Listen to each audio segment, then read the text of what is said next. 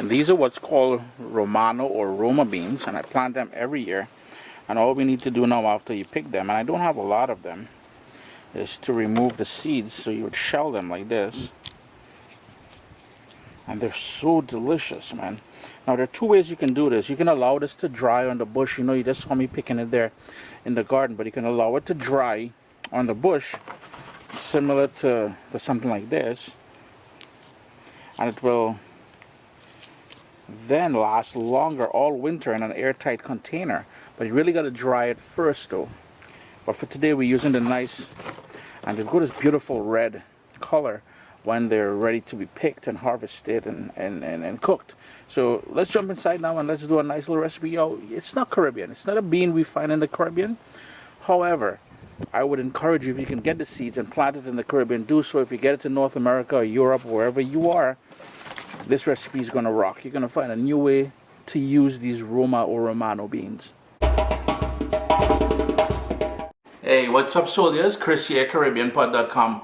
Always a pleasure having you guys here in the kitchen with me. As you saw, we picked those Roma or Romano beans in the garden. This recipe here is something my mom started doing after my dad would plant the same beans in his garden in Toronto.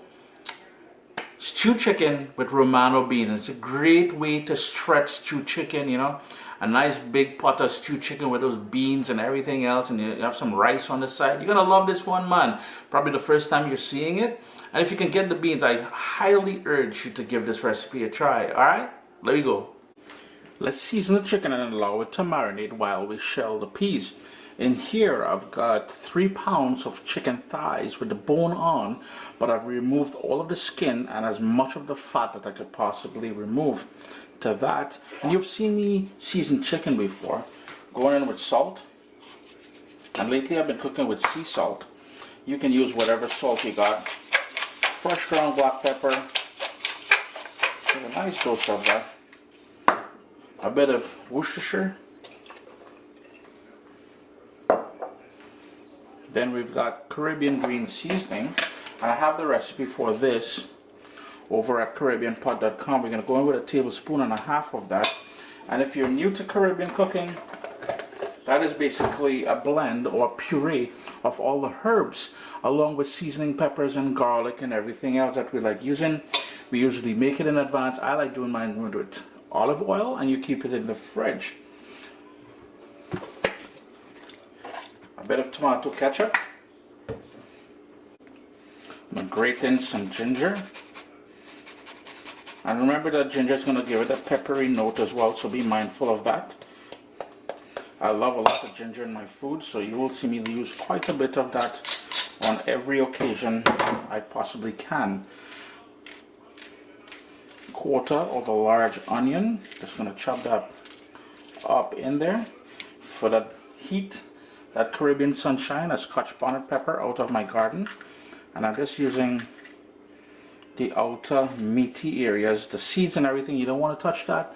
That is where most of that heat is going to be, so try to avoid using that if you're overly concerned about the heat. One more thing from my garden, and you gotta love these tomatoes, man.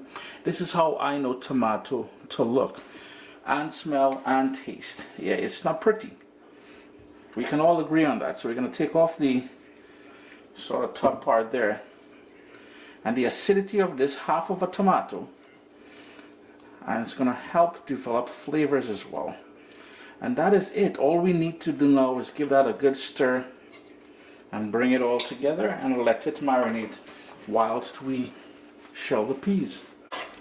And the whole idea is to coat it, the chicken pieces, with that ginger, the green seasoning, the black pepper, the Worcestershire.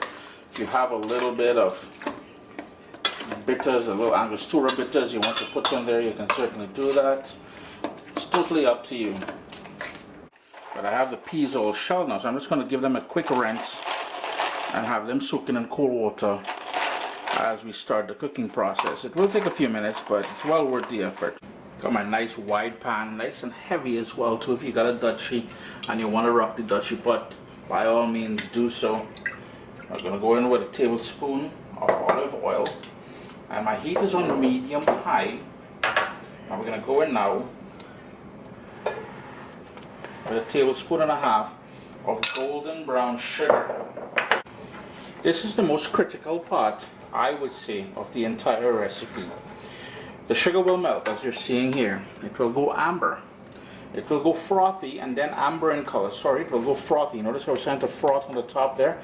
And we need a high heat. Now remember, hot oil, melted sugar, that is a disaster for getting burned. So use a spoon with a long handle. And you just want to keep moving it around. You do not want it to go black. If it goes black, turn off your stove, shove the pot to the side, let it cool down, clean it, and restart. If it goes black, the entire dish will go bitter.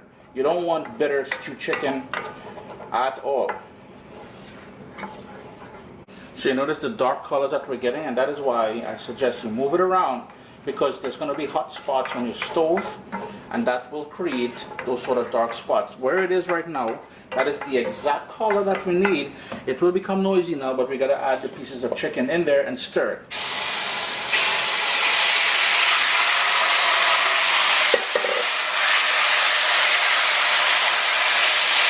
The whole idea is to deglaze the bottom of the pot with the pieces of chicken here. If you notice, the marinade, everything went into the pot here, in case if you're wondering. Also, if you're new to Caribbean cuisine and you think that sugar is going to make this dish sweet, I guarantee you it won't. The flavors just balance and comes together nicely. So we're going to bring that up to a boil, and we're going to burn off all of the liquid that's going to naturally sprout. And then we're going to add the beans. Remember, the beans should be in water at this point, okay? It's been about 4.5–5 minutes on that medium-high heat. All that liquid has burnt off. You see the caramelization that's happened. There's a lovely color on the chicken pieces. So here's where we need to add a couple things, or 3 things. Those Romano beans.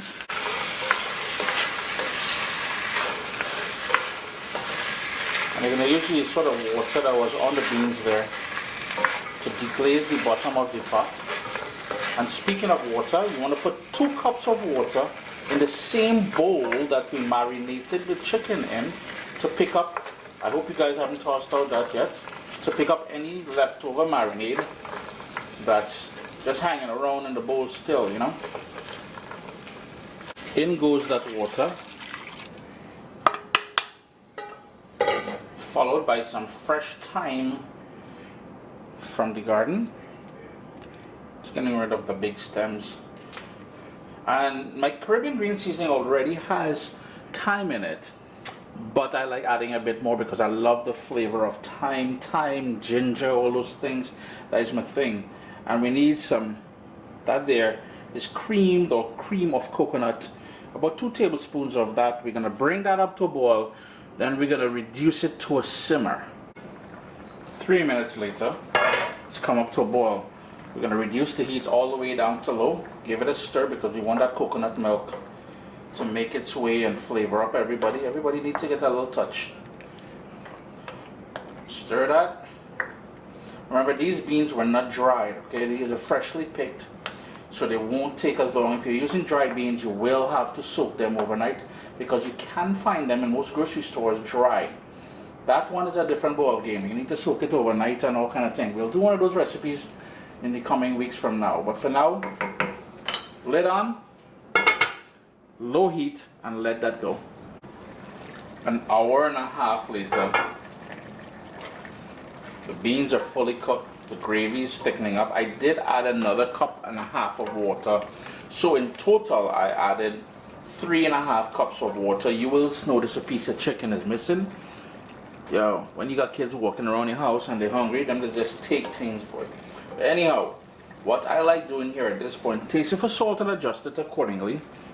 It will thicken up considerably because this is a nice heavy pot with the residual heat. So I'm going to turn my heat off. I like finishing it off with a bit of scallions there. Just tighten it up a little bit so you can see what's going on. Work that in there. Chris here, CaribbeanPot.com. A lovely way to eat Romano or Roma beans. We made that stewed chicken from scratch there.